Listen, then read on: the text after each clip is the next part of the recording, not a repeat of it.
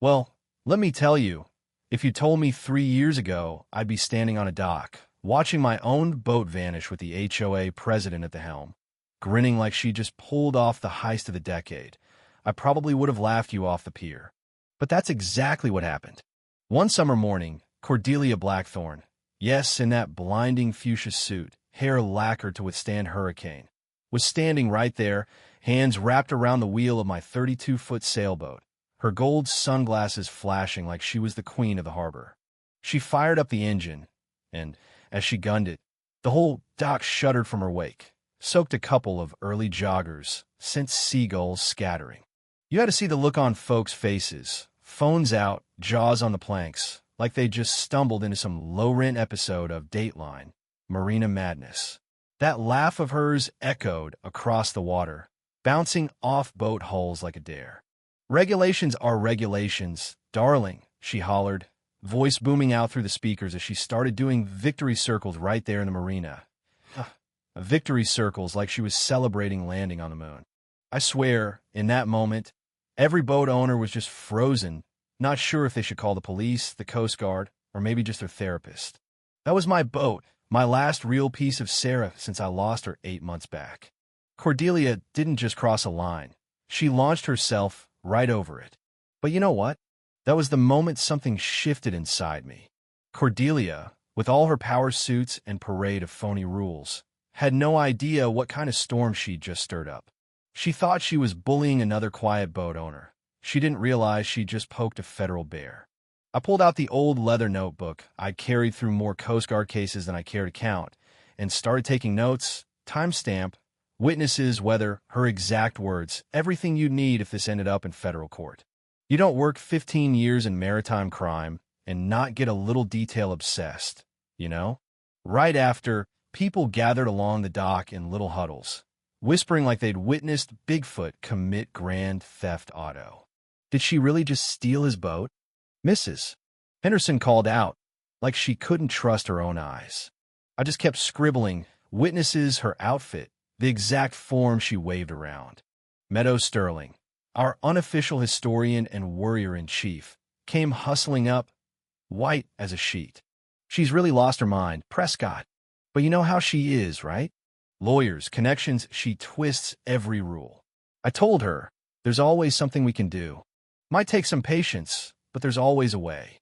She shook her head. "You don't get it. She's been planning this for weeks.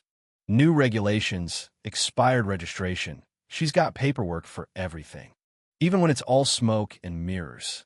20 minutes later, Cordelia docked my boat with surprising skill, still playing dress-up in her pirate-themed jewelry, acting like she'd just conquered the Atlantic. She strutted down the gangway and tossed my keys at my feet, pure disrespect, metal clattering on the wood like a challenge. "Your registration expired yesterday," she declared, holding up her rhinestone iPad, flashing some official-looking document from the so-called Harbor Development Corporation. I pulled out my legit Coast Guard papers, current through March. "This registration's good," I said. She just smirked. "Not according to our compliance officer. Mr. Ashford standards are a little more modern than your outdated Coast Guard regs." Now, that name, Ashford, lit up a warning bell in the back of my mind. I'd seen Harbor Development Corporation in federal databases before, always linked to fishy deals and environmental complaints. But Cordelia was already turning on her heels, announcing, "The marina's coming up to code. Your pleasure craft just doesn't meet our safety requirements." Watching her stride off, it hit me. She moved on a boat like she'd done this 100 times, not like some HOA president faking it. Meadow caught up, eyes darting. "There's something about harbor development you need to know. Ashford is her husband." Bam! Conflict of interest, right out in the open. That's not just unethical. That's criminal, especially when you're using HOA power to line your spouse's pockets. I started walking the docks, checking on boats, but really, I was running a one-man reconnaissance.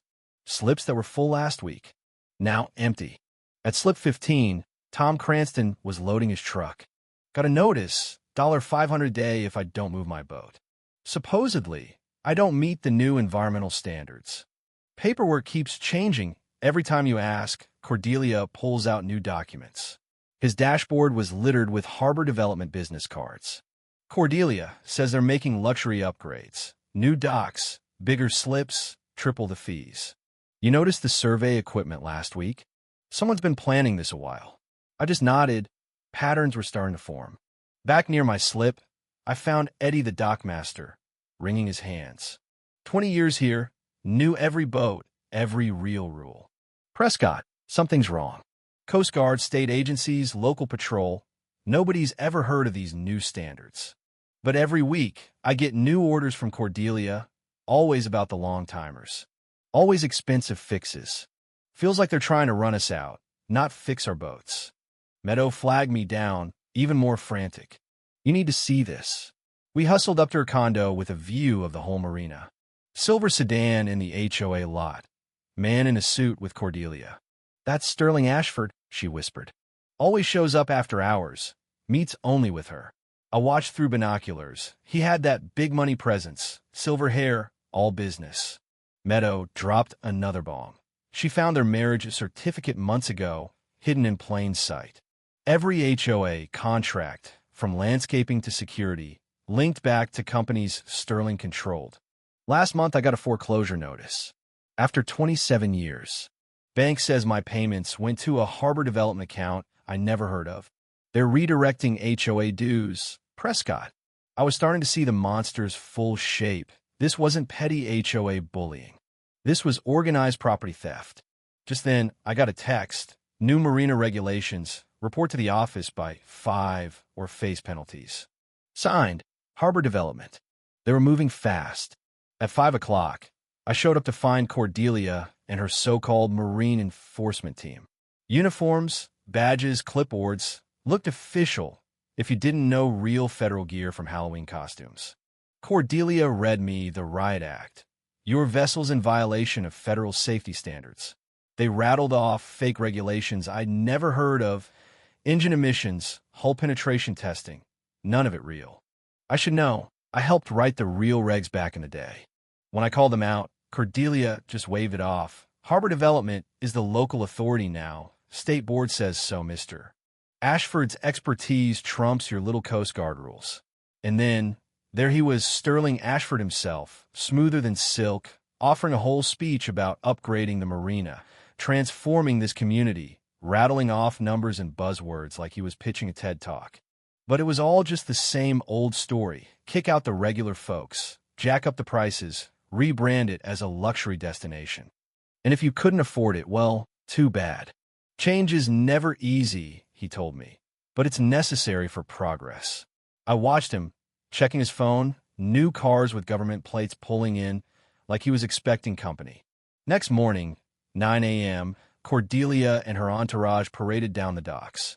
Now, with a sash reading Maritime Compliance Authority.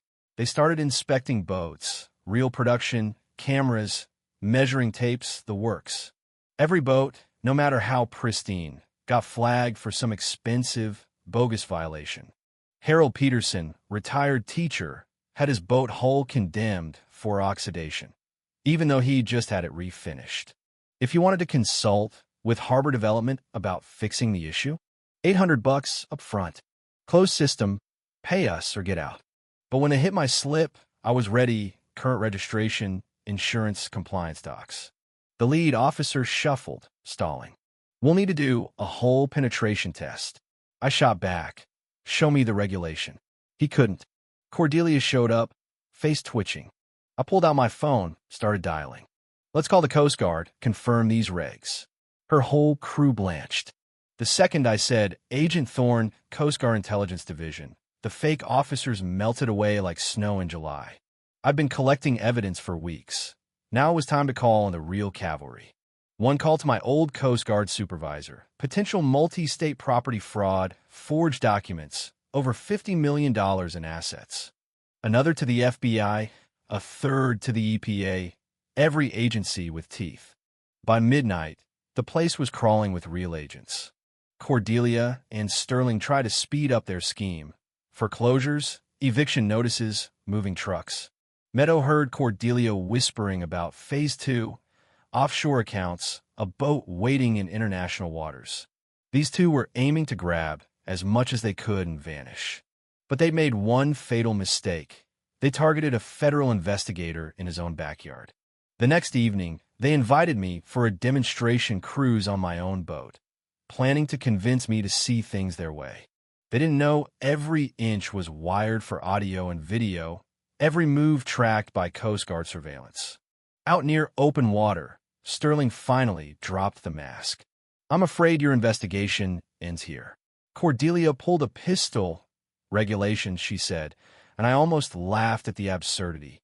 "You should have taken the job, Prescott." But right then, Coast Guard cutters flanked us, blue lights everywhere. Agents already boarded the getaway yacht, rounding up everyone involved. "You are under arrest for maritime fraud, conspiracy, money laundering, and kidnapping a federal officer." Cordelia's tough guy act collapsed. Sterling, all that businessman confidence evaporated. The takedown rippled up the chain. FBI raids, asset seizures, politicians, and fake enforcers hauled out in cuffs. Every bogus violation reversed. Every family helped home. Meadow, bless her, became the new treasurer. Her reports a masterclass in honest accounting. We held the first Harbor Freedom Festival that fall.